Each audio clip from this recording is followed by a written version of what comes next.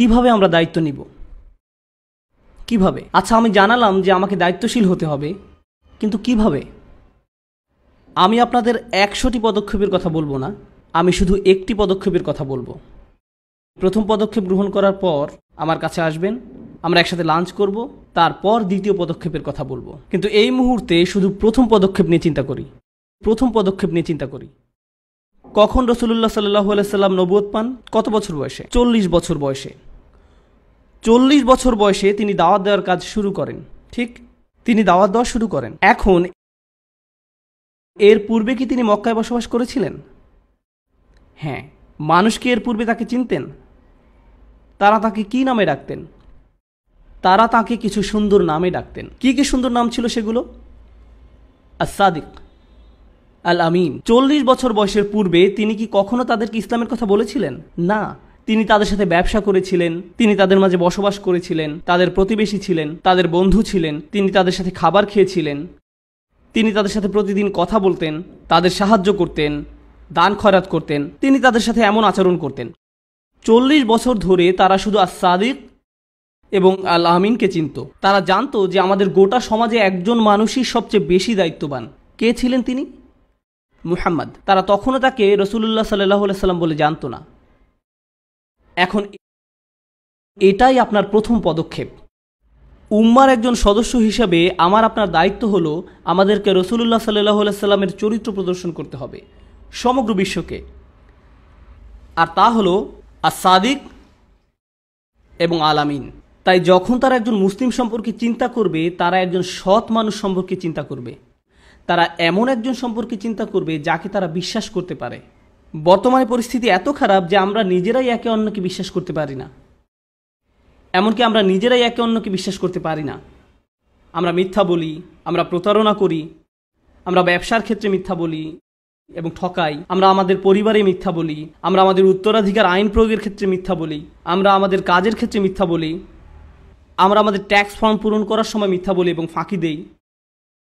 সুযোগ পেলেই আমরা মিথ্যা বলি এবং প্রতারণা করি। উদাহরণস্বরূপ, যে লোক কাপড়ের দোকানে কাজ করে, যেখানে মহিলারা কাপড় কিনতে আসে, কিভাবে আমরা সমগ্র বিশ্বের জন্য সত্যবাদী এবং বিশ্বাসী হব? সে বলে আমাকে 100 টাকা বিক্রি করতে হবে, কারণ এটা আমি 99 টাকায় কিনেছি, আমি শুধু 1 টাকা লাভ করব। সে কিনেছে এটা 10 টাকা দিয়ে, কিন্তু তাকে একটা গল্প সাজাতে হবে যেন সে এটা 99 টাকায় বিক্রি করতে পারে। শুধু আপনার জন্য 99 টাকা। এভাবে সে পুরো গল্প সাজায়। আমরা মিথ্যা বলা ছাড়া এমনকি কিছু বিক্রিও করতে পারি না। কিভাবে আমরা সমগ্র বিশ্বের জন্য সত্যবাদী এবং বিশ্বাসী হব? আমরা এমনকি নিজেরা একে অন্যকে সত্যবাদী এবং বিশ্বাসী মনে করি না। আমরা নিজেরা একে অন্যকে আস-সাদিক আল আমিন মনে করি না। আপনি যদি মুসলিম বিশ্বের কোথাও যান, এখানে না অন্য কোথাও, আর আপনি একটি ট্যাক্সি ভাড়া নেন, তারা যদি বুঝতে পারে আমি আমেরিকা থেকে এসেছি, তাহলে 3 গুণ ভাড়া। কেন 3 গুণ ভাড়া? এটা কি আমানত হলো? এটা কি আমানত হলো? আপনি যদি কোনো মুসলিম মেকানিকের কাছে যান, মাশাআল্লাহ, মুসলিম মেকানিক, আমার গাড়ির তেল দরকার, সে আপনার গাড়ি খুলবে, ট্রান্সমিশনটা বের করবে আর বলবে আপনার নতুন ট্রান্সমিশনও লাগবে। আমি গাড়ির এসব ব্যাপার বুঝি না, সে বুঝে।